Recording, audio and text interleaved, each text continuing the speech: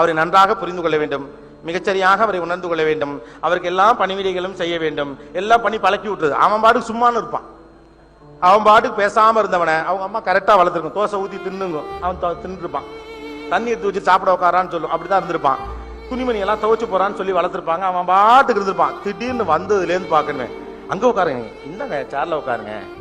Bike சாவி எடுத்து கொடுக்கறது என்ன, ஹெல்மெட்டை எடுத்து கொடுக்கறது என்ன, ஜட்டி எடுத்து கொடுக்கறது என்ன, பேண்ட் எடுத்து கொடுக்கறது என்ன, மேட்சிங் ட்ரெஸ் எடுத்து கொடுக்கறது என்ன, கல்யாணம் புதுசா ஷூ மாட்டி விடுறது என்ன, சாக்ஸ் மாட்டி விடுறது என்ன, கடைசி வரைக்கும் கண்ணாடி ஜன்னல் வழியா கை காட்டுவது என்ன, கதவு கிட்ட வந்து கட்டி பிடிக்கிறது என்ன, பைக்ல ஏறி உட்காந்துக்கிறது என்ன, என்ன என்ன என்ன நீ தூங்கின பிறகுதான் நான் தூங்குவேன்னு சொல்றது என்ன, நீ இல்லாம நான் சாப்பிட மாட்டேன்னு சொல்றது என்ன. இவனுக்கு உமை காடு இதெல்லாம் அனுபவிக்கலாமா அனுபவிக்க கூடாதானே தெரியலையேன்னு பழகிடுவான். 2 வருஷம் அவன் பாட்டுக்கு இருந்தவன். கட் பண்ணா ஒரு குழந்தை பிறக்கும். அப்படியே ஒரு பெண் மனசு இங்கிருந்து அங்க மூவ் பண்ணுவான். ஆண் மாதிரி கிடையாது பெண். பெண் பலசாலி, டக்குன்னு அவங்களால மூவ் பண்ண முடியும். அது வரைக்கும் எல்லாம் அவனுக்கு அவனுக்கு அவனுக்குன்னே இருக்கு. அதுக்கப்புறம் பெட்ல படுத்திருக்கிற ஆம்பளைய நீங்க புள்ள மேல கைய போட்டுறீங்க, கீழே படுங்கன்னு வாங்கி விடுகதையா இந்த வாழ்க்கை அப்படிங்கிற ஃபீலிங்ல அவன் தரையில கிடப்பான். ஏப்பா இட்லி கொஞ்சம் இதுல இருக்கு, எடுத்து வச்சு சாப்பிடுங்க, பாப்பா அழுகு. ஏமா ஹெல்மெட் எங்க வச்சிருக்கேன் தெரியல, அங்கதான் இருக்கு, எடுத்து பாருங்க, பாப்பா அழுகு. ஏமா பொருள் அது பணத்தை வச்ச இடத்த மறந்துட்டேன், போய் ஏடிஎம்ல எடுத்துங்க, பாப்பா அழுகு. சுத்தி பாப்பா பாப்பா பாப்பா பாப்பா. அதுக்கப்புறம் புள்ளதான் 2 இயர்ஸ் தான் புருஷன். ஆக்சுவலா ஆண் அது வரைக்கும் சொல்லவே மாட்டான், பாவம்.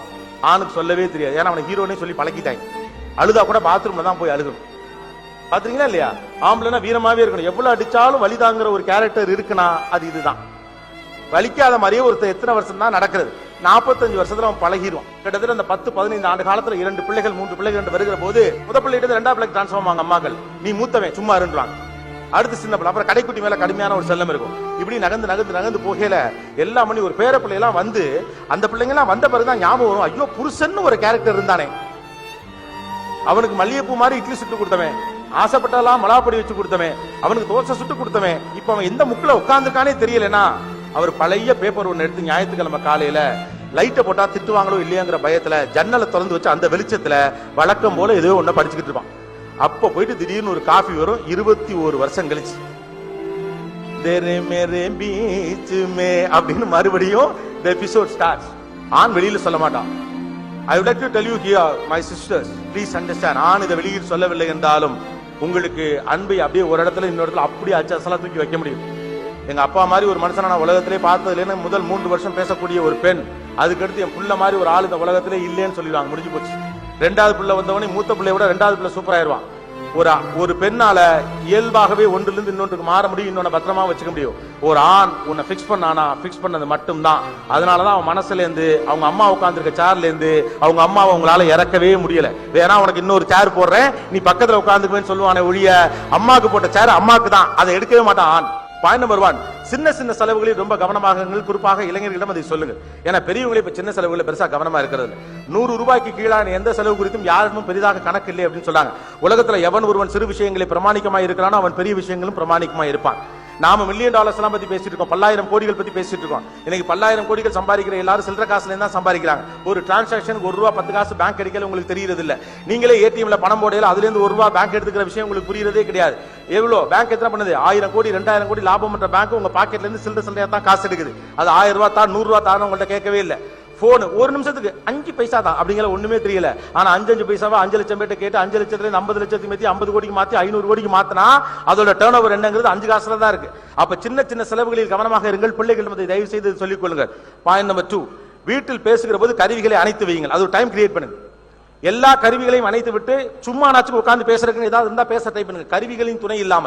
அந்த பக்கம் டிவி ஓடிட்டு இருக்கும், இந்த பக்கம் ஏதோ ஒன்று வாட்ஸ்அப்ல நான் பார்த்துக்கிட்டே இருப்பேன். அப்படி இல்லாம சும்மா நான் கட் பண்ணி ஃபேமிலி டைம். வெள்ளக்காரன் சில விஷயத்தை கத்துக்கதான் வேணும். அவன் இப்பெல்லாம் கத்துக்கிட்டான். ஒருவேளை நமக்கு முன்னாடி இதெல்லாம் அனுபவிச்சான என்னவோ ஃபேமிலி டைம் சொல்லிட்டு எல்லாத்தையும் ஆஃப் பண்ணி விடுவாங்க. லைட்டை தவிர மீதி எல்லாத்தையும் ஆஃப் பண்ணிட்டு பிள்ளைகளோடு சேர்ந்து உட்காருவதற்கான சூழலை உருவாக்கி கொள்ள பாருங்கள். 3வது, தயவு செய்து கில்ட்டி கான்சியஸ்னஸ் வெளியில வாருங்க. ஒரு பக்கம் நம்ம பிள்ளைகள்ட்ட பெரிதாக நேரம் செலவிடுவதில்லை என்று இருப்பதை போலவே நாமெல்லாம் பொறுப்பில்லாத பெற்றோர்கள் என்று சோசியல் மீடியா வழியா நமக்கு சொல்லிட்டே இருக்கான். உண்மையிலே சொல்ல போனா பழைய தலைமுறையோட நீங்க எல்லாம் பொறுப்பான அப்பா அம்மாக்கள் தான். கடைசி வரைக்கும் பிள்ளை நல்லா இருக்கணுங்கிறதுக்காண்டி இருக்க எல்லாத்தையுமே பிள்ளைகளுக்கு கொடுத்துட்டு பிள்ளைய கொண்டு ஸ்கூல்ல சேர்த்து காலேஜ்ல சேர்த்து. உங்களுக்கு எல்லாம் ஞாபகம் இருக்கா, உங்க அப்பா உங்களை இப்படி தான் தூக்கிட்டு சுத்தினாங்களா? அப்பா எப்பயாவது ஒரு நாள் பேரண்ட்ஸ் டீச்சர்ஸ் மீட்டிங் வர்றாரு, அவ்வளவுதான். ஆனா இன்னைக்கு எல்லா பள்ளிக்கூட வாசலையும் அம்மாக்கள் ஸ்கூட்டிகளோடு போய் பிள்ளைகளை வர்றாங்க. அப்பாக்கள் சாயந்தரம் கொண்டு போய் பிள்ளைகளை மியூசிக் கிளாஸ்ல வர்றாங்க, உட்காந்து பாடம் சொல்லி கொடுக்குறாங்க. ஞாயிற்றுக்கிழமை தோல்ல தூக்கி வச்சுட்டு வீட்டுல உட்காந்து பிரியாணி கிட்டிட்டு இருக்காங்க. அப்பா நீங்களும் குற்றவாளிலாம் கிடையாது, குற்ற உணர்வு தயவு செஞ்சு வெளியே வாங்க. நீங்கள் எல்லாம் முந்தைய அப்பாக்களை விட பொறுப்பான அப்பாக்கள் தான். நம்ம என்னன்னா இயல்பாக பேசக்கூடிய அப்பாக்களாக மாற வேண்டிய நெருக்கடி மட்டும்தான் நமக்கு இருக்குது. 4வது, மால்கள் தியேட்டர்களுக்கு போகாமல் பொழுதுபோக்க பழகுங்கள். ஏன்னா டிபெண்டன்ட் ஹாப்பினஸ். ஏதாவது ஒன்று இருந்தா தான் என்னால சந்தோஷமா இருக்க முடியுங்க மனநிலையை நீங்க பிள்ளைகளுக்கு விதைக்கிறீங்க. சும்மா உட்காந்து பேசிட்டு இருந்தாலே சந்தோஷமா இருக்க முடியுங்கிற சூழலை உருவாக்குறதா மகிழ்ச்சி.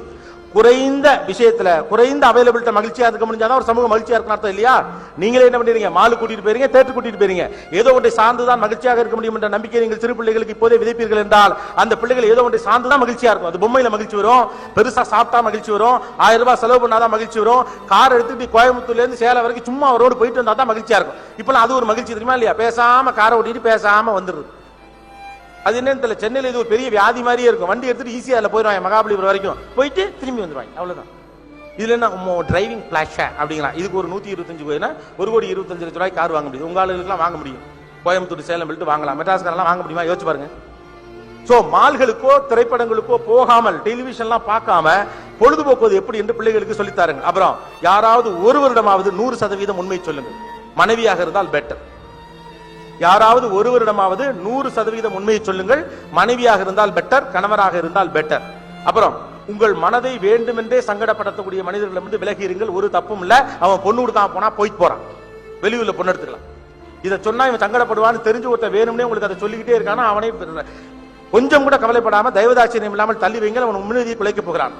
6வது, don't say yes when you want to say no. எப்போ உங்களுக்கு நோ சொல்லணும்னு தோணுதோ அப்ப நோ சொல்லுங்க. குறிப்பாக பெண்கள் எல்லாவற்றையும் இழுத்து போட்டுக்கிட்டு கடைசியில் எல்லாத்தையும் கெட்ட பேர் வாங்குறது போல எது முடியுமோ அதுக்கு மட்டும் ஒத்துக்கங்க. பெரியப்பா சொன்னார், சித்தப்பா சொன்னார், மாமனார் சொன்னார், அத்திம்பேர் சொன்னார், அத்தை சொன்னார், பாட்டி சொன்னார், எய்த்து விட்டு அங்கிள் சொன்னாங்க, பறந்து வந்த காக்கா சொன்னுச்சுன்னு எல்லாருக்கும் சொல்லிட்டு எதையும் செய்ய முடியாம கடைசியில் பொத்துன்னு படுத்துக்கிட்டா இவ ஒன்னும் செய்யவும் மாட்டா, கேட்டா உடம்பு சரியில்லைன்னு சொல்லுவாங்க. கெட்ட பேர் போகும். ஆணுக்கும் இது பொருந்தும்.